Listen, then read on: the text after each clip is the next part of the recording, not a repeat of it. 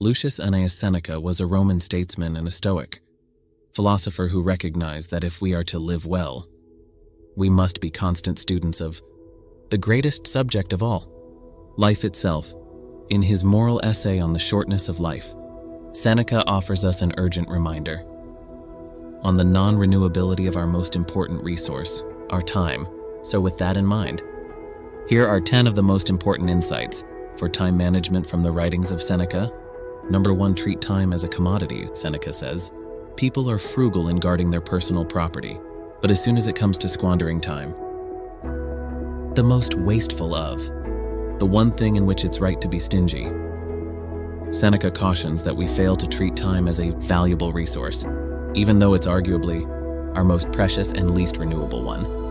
Imagine walking down the street and seeing a really rich guy just throwing his money away. You definitely think that person was insane.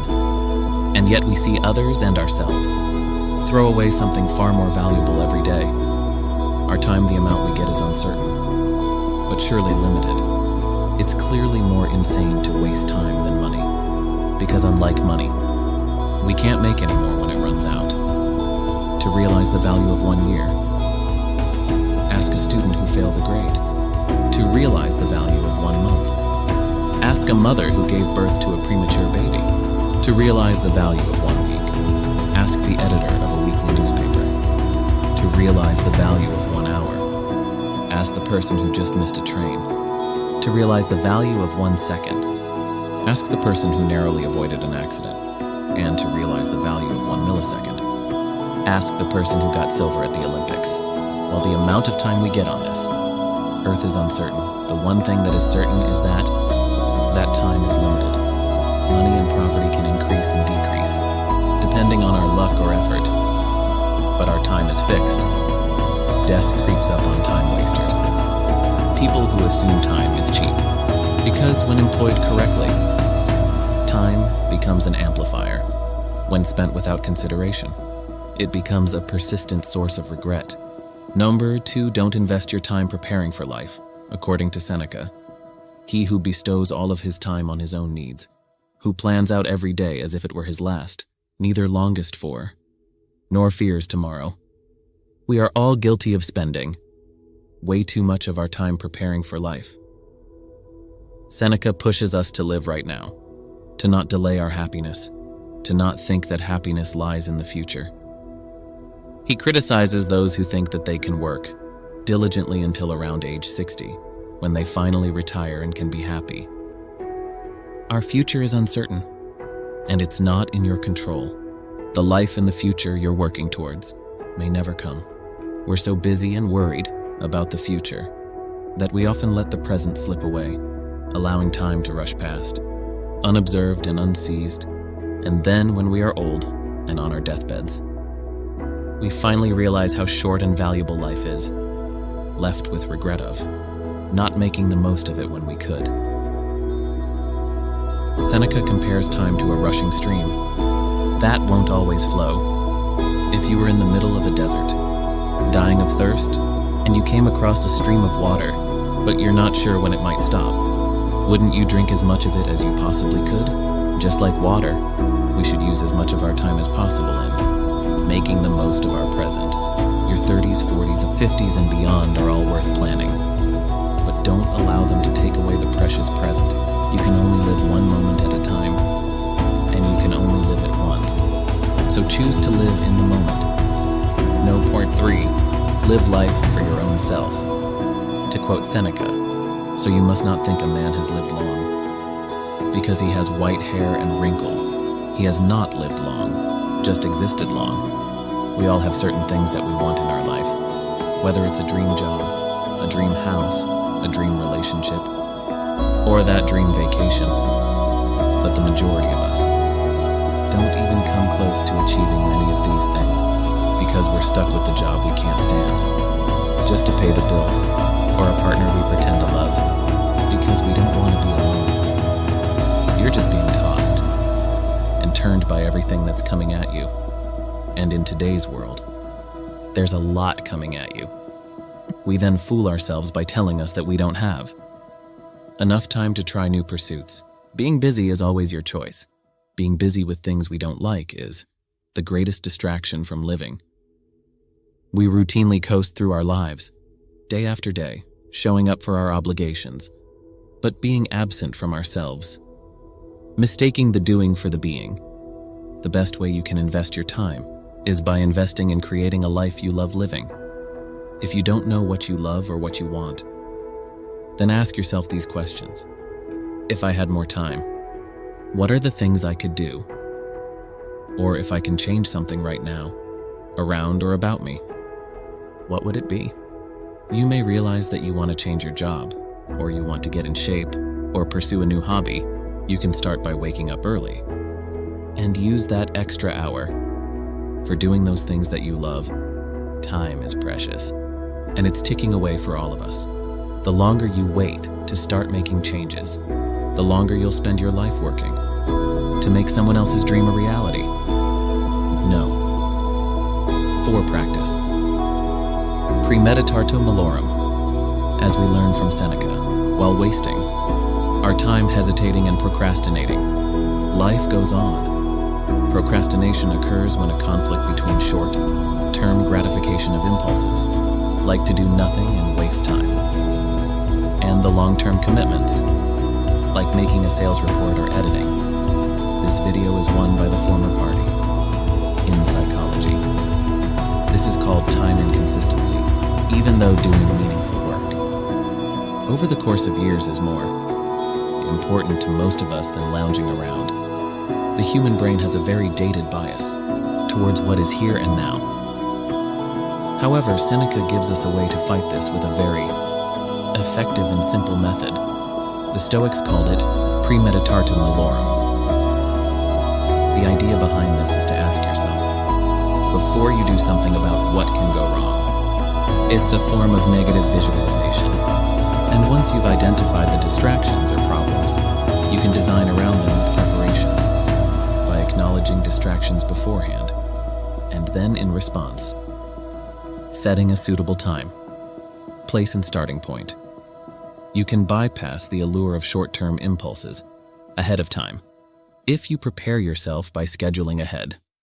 Whatever it is you want done, you're 2 to 3 times more likely to follow through. Number 5, make long-term rewards immediate. To quote Seneca, "Putting things off is the biggest waste of life. It snatches away each day as it comes, and denies us the present by promising the future. The greatest obstacle to living is expectancy. Our need to procrastinate is most powerful." Right at the start of work, even if you've removed all distractions, and you're ready to get to work at 8 a.m., as you'd planned, to your brain, the allure of finding an excuse to do something easier is still very strong. The hardest challenge is finding a way to make that starting effort less unpleasant. The key here is expectancy.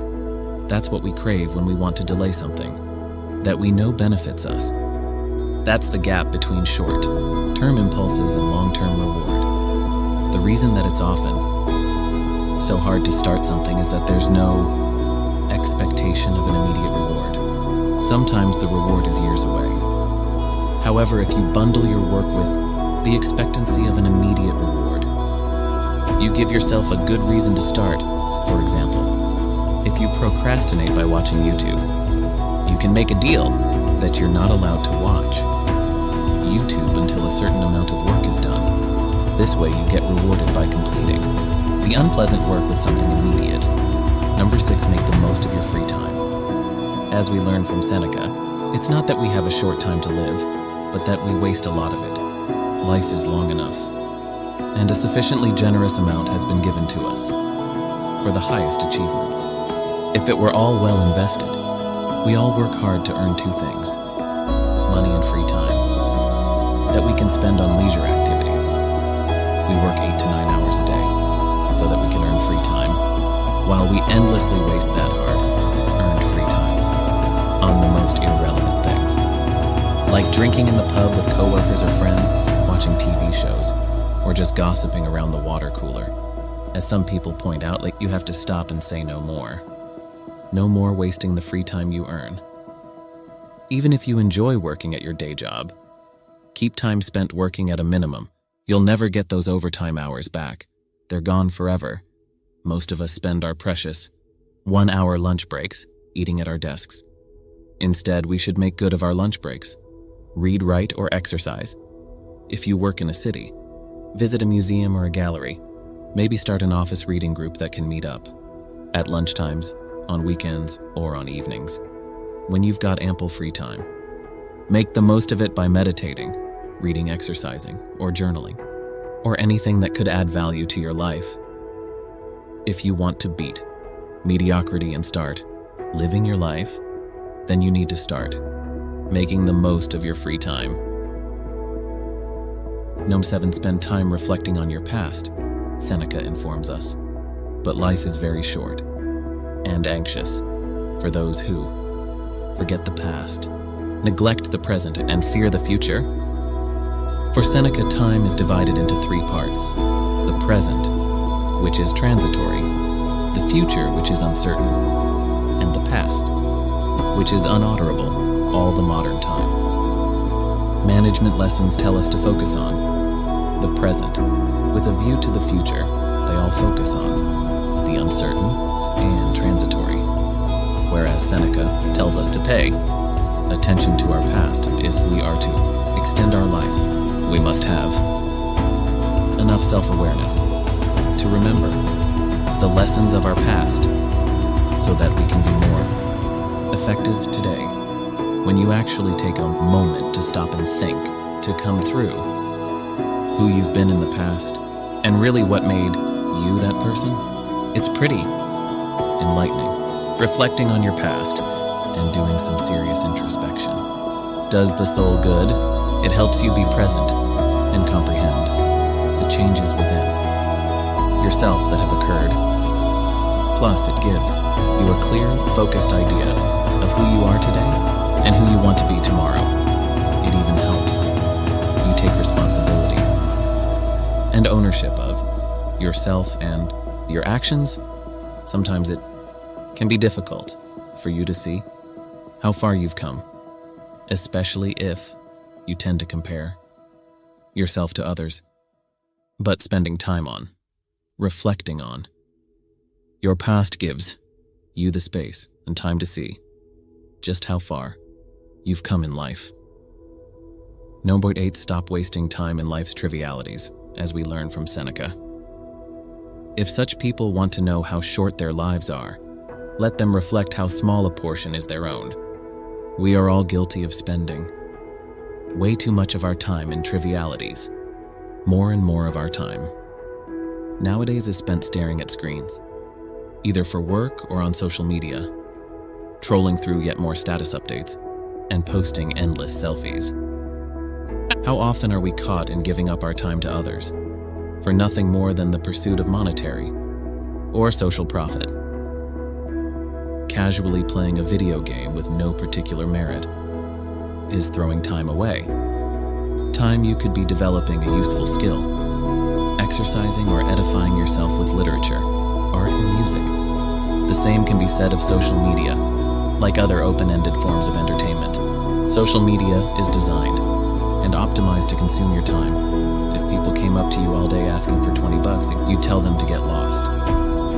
But people all day long come up to you, whether in person or on the phone or via email or even SMS, to ask for your time, and you just hand it on over.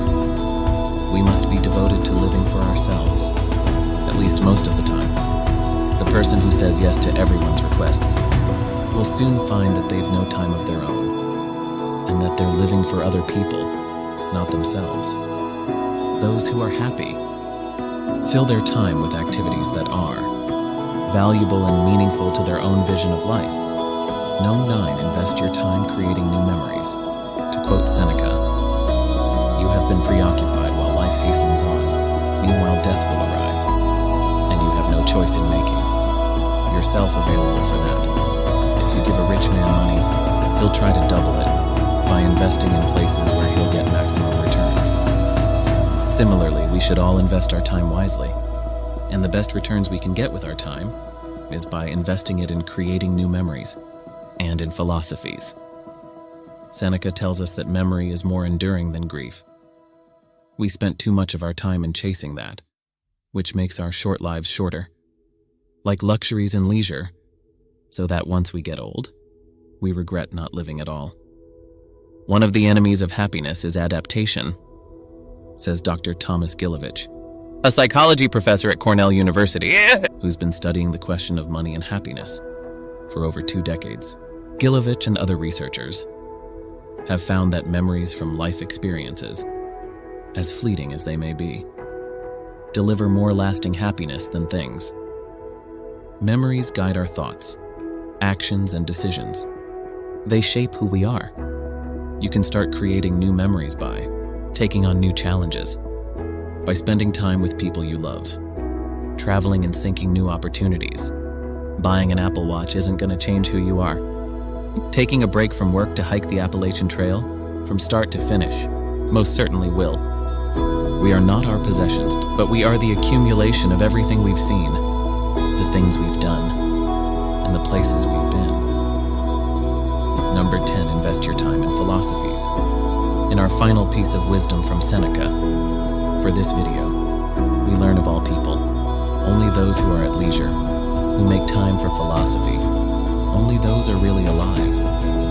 For they not only keep a good watch over their own lifetimes, but they annex every age to theirs. All the years that have passed before them are added to their own. Seneca points to the study of philosophy as the only worthwhile occupation of the mind and spirit, an invaluable teacher that helps us learn how to inhabit our own selves fully in this brief and transient spell of existence, and expands our short lives sideways, so that we may live wide rather than long.